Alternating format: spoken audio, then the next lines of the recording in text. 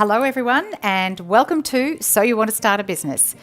This is episode number 64 and today we meet Kayla Houlihan, the founder of Tribe Skincare. For myself, I definitely wanted the lifestyle element of having your own business. It's very true that instead of working 40 hours for someone else, you end up working 80 to 120 hours for yourself instead, but it's doing what you love. And I do love the lifestyle. I'm now working full time from home. So I've got like a 20-second walk to my office and it's nice to be home and kind of integrate work with my life and have that flexibility around it all. That's the voice of the very successful Kayla Houlihan, the founder of Tribe Skincare. And this is the second business that she has started. And as she says in this interview, she's certainly learned from some of the things that happened in that first business. And a big one was what happens when there's a $50,000 commercial lease to pay.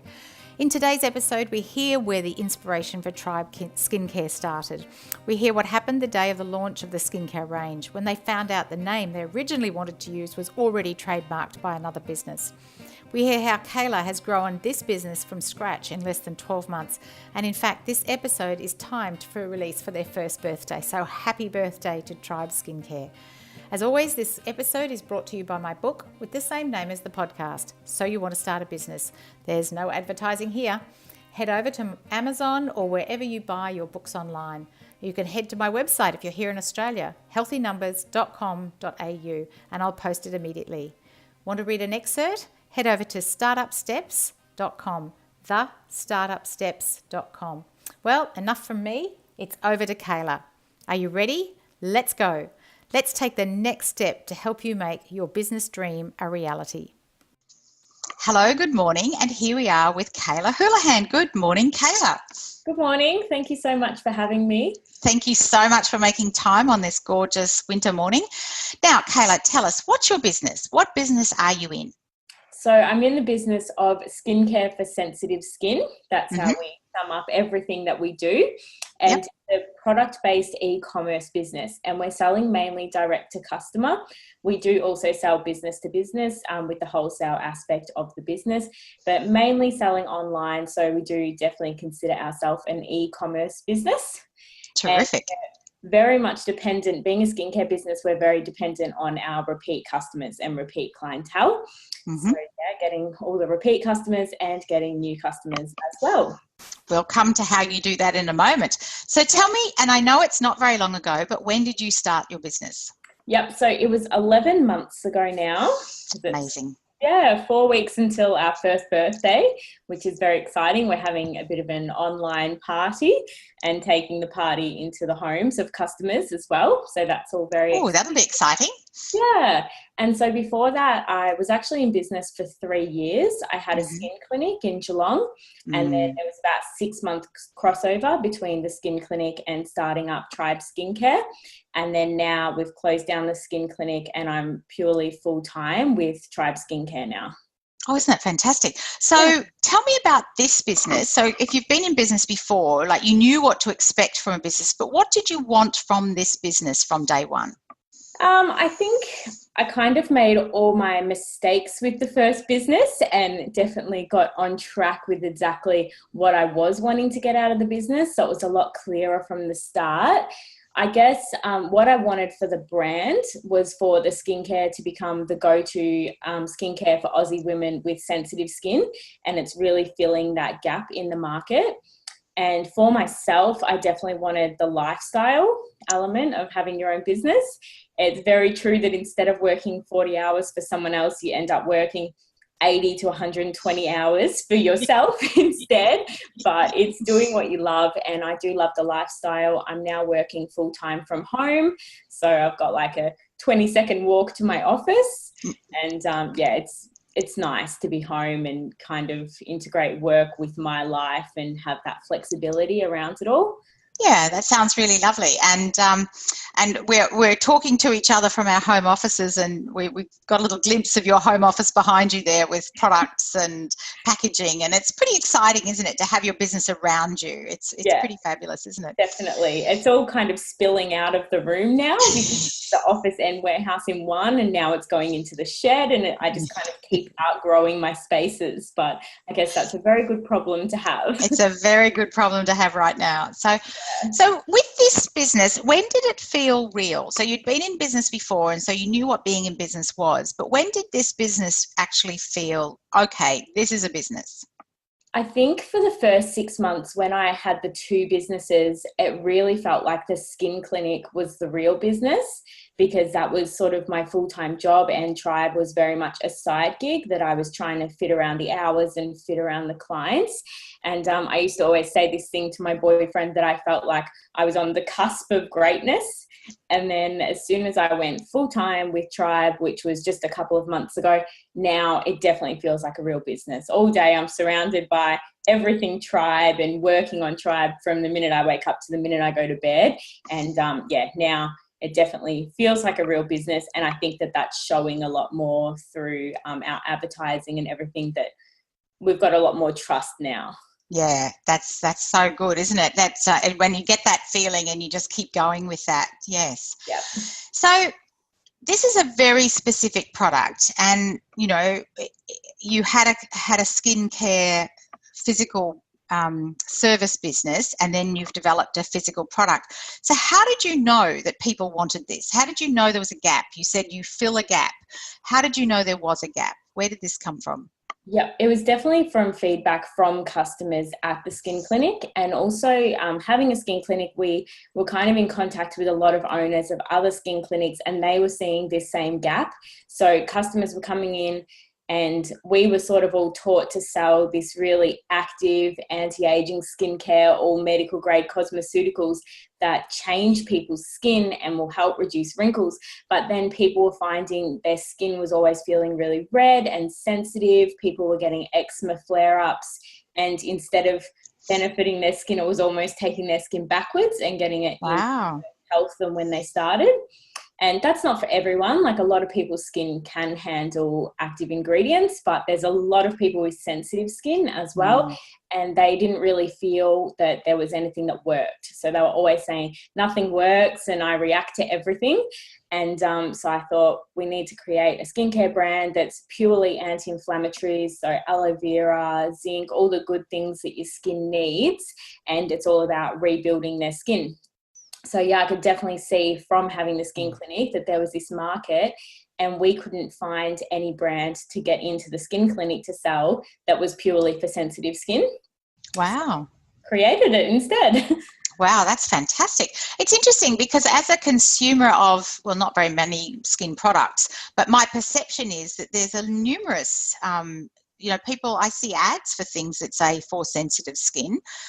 So it's interesting that from somebody in the industry that there actually aren't truly sensitive skin products. Yeah, there's lots of skincare ranges will usually have a few products for sensitive skin, or a small range within their range for sensitive skin, but there was no brand that purely had products for sensitive skin. That's a huge distinction, isn't it? That it's, so that's a real distinction, that you are only sensitive skin. Yeah, definitely. Yeah, and I'll come back to that because that's an interesting point. So early days, how did you fund the business? Because clearly you had to buy packaging and product and make things. And so how, like, we don't have to go into nitty gritty detail, but, how did you fund that early days, and then how did you fund the expansion? Yep. So it was all started with savings. It was kind of to the point of, do I use a house deposit to buy a house, or do I start a second business? And I went down the way of starting a second business, which seems crazy to spend a house deposit on it. But when you've got to do the manufacturing of your products, getting designers in, all that kind of thing, there's a lot of expenses right at the start. Absolutely. And then since that initial capital, I haven't actually had to put any more personal money into the business. So the business has been paying its own bills, and then the profits have been going back into the expansion, which the expansion is mainly just to do with that our stock levels have to get higher and higher as we sell more and more products. So yeah, just to do order fulfillment, you need to have, yeah. And we had a lot of trouble at the start where we were constantly out of stock. And that's just because it was growing so fast and we weren't kind of taking into account the expansion, and it was just selling faster and faster and we're always out of stock. But I think that kind of created a bit of hype and scarcity that people were having trouble getting the product, so they were stockpiling, and it kind of worked to our advantage, you know. Well, yeah, but causing more problem if their stock, you know, if somebody was ordering 3 or 5 or more than they needed, then there wasn't, it's still kind of a nice problem to have, isn't it, in a way? Can't complain. Very stressful at the time. I think we've got it all sorted out now. That's terrific. So in those early days, how did people find you? How did you find new customers, and how do you find new customers now? Yeah, so from the beginning, most of our customers have come through Instagram. Yes. Because the range isn't anti-aging or anything, it's mainly women in their 20s and 30s that are buying it. And Instagram is a platform that they're all using daily. And so we've worked with a lot of Instagram influencers, as they're called, which are Instagram accounts with really big followings. And we work with the beauty gurus, and they were all tried posting about it. And then that just got us this huge exposure that in just under a year, we've actually grown to 17,000 Instagram followers. And that's very sustainable now, that when we're posting, not 17,000 people are seeing it, but maybe 3,000 or 4,000 every time we post. And that's really driving all of our sales now. Yeah, and I have to admit to not being a devout Instagram person, but I am getting more and more sucked into it. And I have to say, I loved some of your posts. You know, there's a lovely mixture of posts on your Instagram feed, so it's not all buy my stuff. There's lots of your personality in there as well, and some really good evidence of the before and after, so people can really see the impact that your product has. Definitely. And we did a survey with the customers recently asking them what kind of persuaded them to try the brand. And they were all saying the before and after results from the other customers is what swayed them towards the brand. See, so that if you know that's working, then wow, you just do more of it, don't you? Exactly. And it's so great because the customers are actually generating that content for us, and it's very genuine. And then we're just putting it out there and it's attracting more and more customers. That's fantastic. Congratulations. Okay, so pricing. Now, you'd been in business before, so you knew what the cosmetic, the beauty industry, you knew about pricing in there. How did you choose a pricing strategy? You know, and, you know, just going forward, you know, you don't have to tell us again that, you know, how much each product costs, but what's your philosophy about pricing, Kayla? So I use the kind of generic pricing strategy that is, I guess, suggested for product-based e-commerce businesses. And that is your cost of manufacturing times 2 becomes your wholesale price. And then double that again. So cost of manufacturing times 4 becomes the price that you're selling it to the end consumer. And that's kind of a generic calculation that can be used across all products. It gives you enough of a margin that when you're taking into account all your advertising, rent, all your other expenses, that you still can have a profit margin for yourself in there as well. Yeah, so that you can pay yourself and then you have profit to actually put back into the business to develop new products and to go into new markets. And yeah, terrific. Now, exit strategy. Maybe you've thought about it. You're not even a year old, but did you start this business with an idea of what your exit strategy would be? I honestly hadn't really thought about it. I was thinking about it just this week when I was listening to your podcast, and some of the other guests were talking about their exit strategy. And I thought, I really don't have one because I've never considered that I would ever sell Tribe. So I kind of feel like this is going to be my whole journey, and that I will always be the director of the brand. I know they say everything's for sale for the right price, but I really can't imagine ever seeing the right price that I would sell it, because it is my whole life now.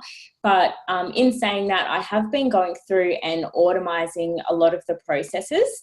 I've just got a new staff member on board, so I was writing down things as I go with her.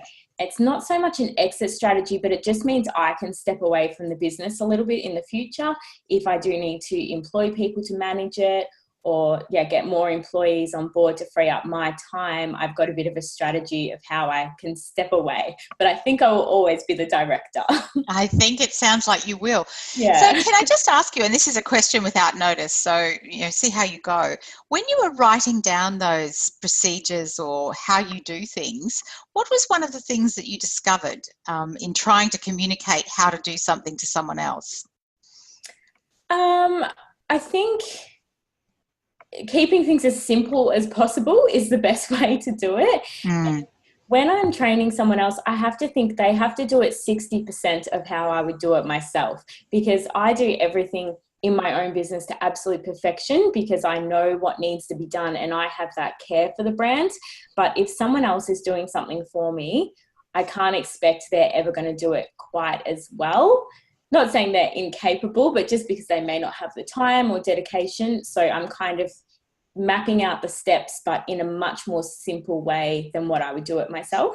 And that also then leaves them room to add their personality or to add, because they may even have ideas about how to do things a little bit differently. That's not necessarily better. It's just different sometimes, isn't it? Absolutely. Yeah. So I think that's a really smart, The staff member I've got, she's already kind of come in. She's only been here a few weeks and she's already thinking of great ideas for the brand, and it's good to have someone to brainstorm with, and has very valid ideas for the business as well.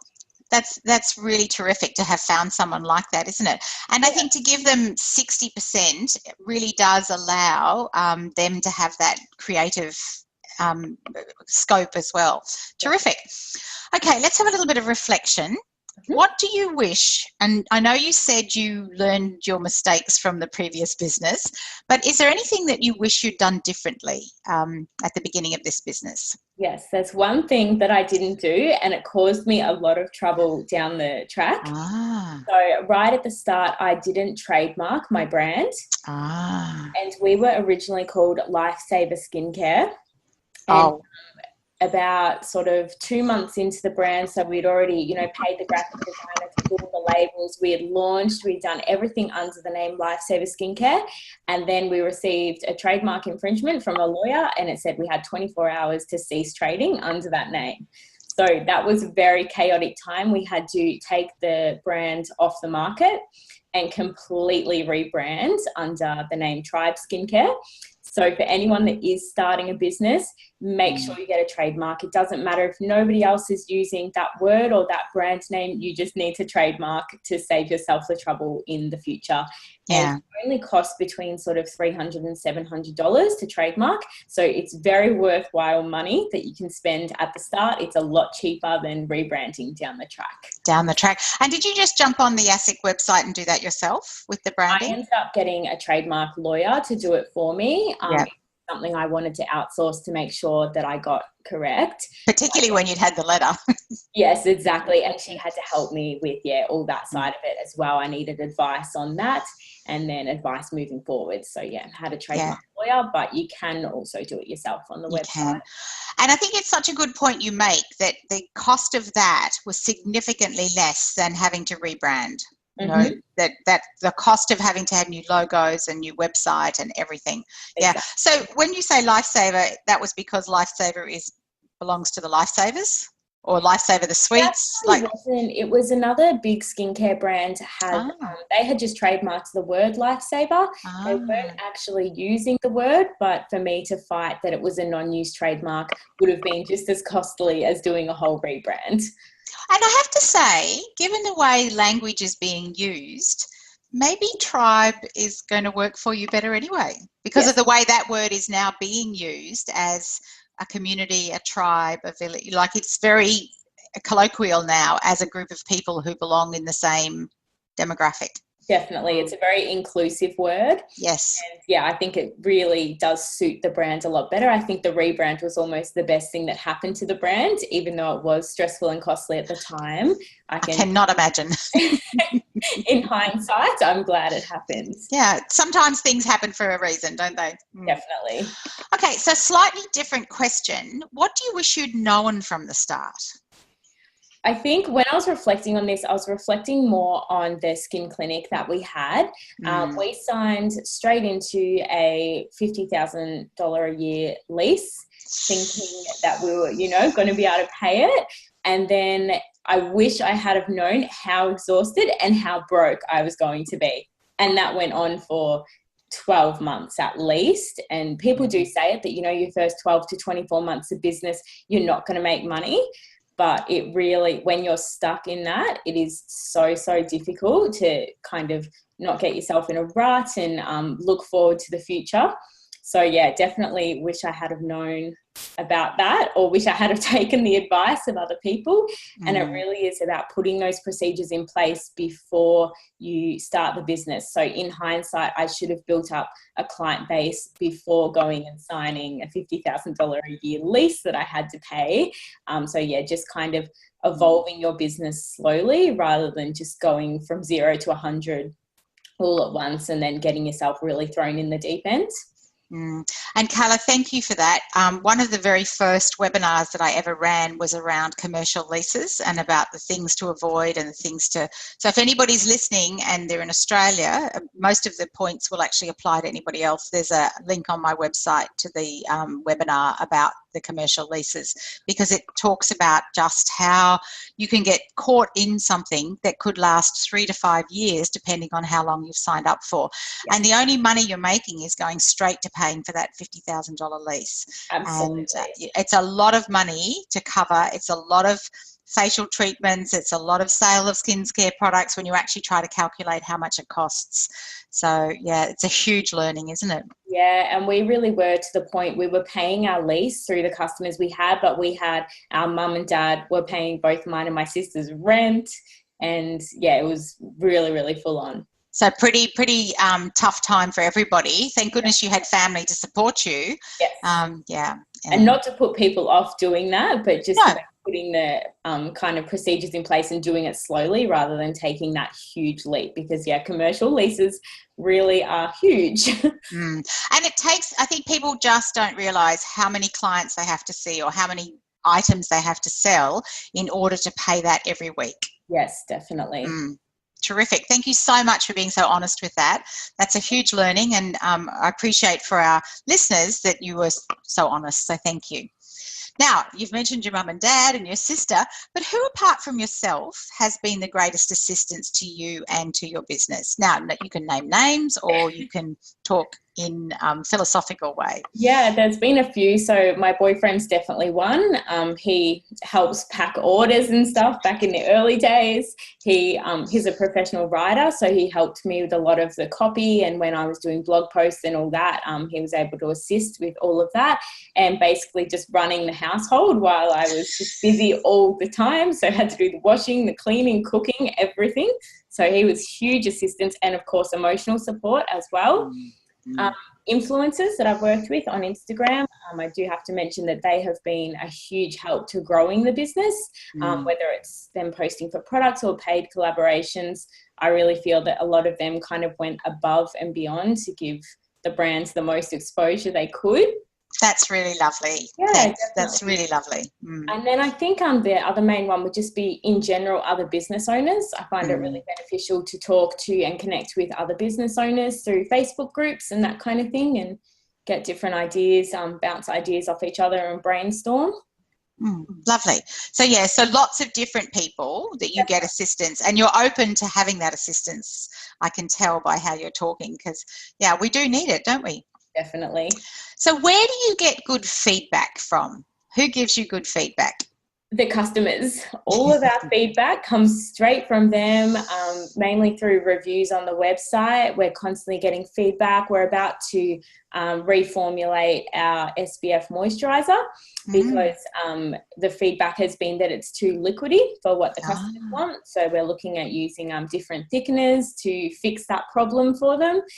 They tell us everything. They tell us whether they like the smell of something, whether they think that a product's too big or too small, whether they want to see mini versions, whether they want bigger versions. They just give us all the feedback that we possibly could need, and we're constantly in touch with them asking for feedback on certain things, and that's really just driving the brand in whatever direction it needs to go to keep customers happy. Fantastic. That's just terrific to hear. So someone comes to you and says, I'm thinking about starting a business. I've got this idea. What do you say to them? I say definitely do it. I think that nearly every business owner would tell someone else to do it because you know that it is a very rewarding journey and exciting. You have your ups and your downs and everything. The main thing I would want to tell them is that they really do need to find a niche and find their audience. And everyone always says it to you. I know before having a business, I didn't really understand what a niche was. And I thought it was best to be something for everyone because I thought if I'm something for everyone, I'll have more customers. But the thing is, if you're talking to everyone, you're not talking to anyone. So you're much better off to pick a very specific audience and just be the perfect product or the perfect brand for that small niche audience. Thank you. And I think that comes back to what you talked about earlier when you said about how there is no other product on the market that is just for sensitive skin. And it's such a good example of what you've just said, excuse me, that those businesses that try to do sensitive inside their cosmetic products aren't getting it right completely, are they? That's right. They're not getting it right, and they're just not getting the same information out there because they're trying to appeal to people with oily skin, dry skin, all different people, and give out all this information. Whereas I'm very, very focused on giving out information on sensitive skin and how we can fix that problem for the customer. Yeah. So just these people. And yeah. And if it works for anyone else, that's great. Yeah, but it's just and it's a bonus. Yeah. Yes, absolutely. Okay. So what are the 3 key characteristics that you think you have that makes you successful in your business? I think you definitely have to have passion for what you do in every possible way. You need to live and breathe your industry, live and breathe your product, and have a passion for business as well as the product, because when you become a small business owner, you end up doing every single role in that business, and you need to, love wearing all the different hats and learning all the different things. Resilience is a really important one, especially at the beginning of a business. I know a lot of people struggle with a startup. They look at already established brands and businesses, and that's where they want to be, and they feel like it's such a long journey to get there. So you really do need that resilience at the start to just keep trying and try different things, work out what works for you, and then scale it from there. And being level-headed is another really important one. So I just kind of think I have to have a business brain rather than an emotional brain. So when I'm making a decision, I'm making the decision based on what the business needs rather than what I emotionally feel the business needs, if that makes sense. That's a terrific, I don't know that I've ever had, in all the interviews I've done, I'm not sure anyone's actually expressed that the way you just have about being level-headed and making the decision from a business brain instead of the emotional, what you think the business would want. That's it's a really astute observation about a characteristic of yours that and probably one that most people have, but they wouldn't think to express it quite the way you just did. Thank you for that. Okay. So they're your characteristics. So somebody getting started, what do you think are the characteristics they need? You have to be sort of unique and authentic in the way that you do things. So don't bother trying to be someone that you're not, or trying to be a business that you're not. Just be really authentic and show exactly who you are.